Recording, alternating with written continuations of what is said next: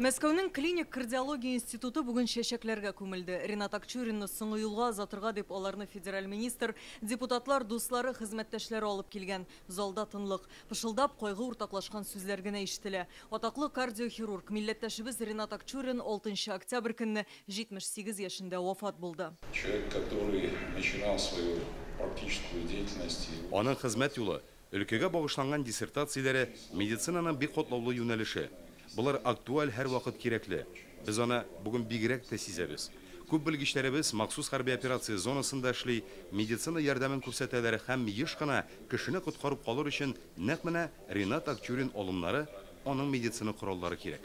Ринат Акчурин дөньяга танылган кардиохирург. 1974 елда микрохирургияны өйрәнә башлый. 2 миллиметрлы кан тамырларына операция ясый. Алар 20 сәгать дәвам итә. 1996 елда Борис Ельцинның йөрәгенә тарихка кирип калган операция уздыра. Человек, которому доверяли свою жизнь, первые лица государства и самые обыкновенные. Ринат Акчуринга үз гомерләрен ил башлыкларда ышанып тапшырды. Ул чын мәгънәдә чиста күңелле кеше иде. Эшен дә намус белән башкарды, уйы да чиста булды. Эчкерсез дус булары хөрмәтләнде. Кешедә нинди матур сыйфатлар бар, барысы да Ринат Акчуриндә иде. Галимне дистә еллар дәвамында безнең республика белән эшлекле мөнәсәбәтләр бәйли. Уртак көч белән Казандагы медицина инструментлары заводында коронар хирургия өчен җиһазлар җитештерелә.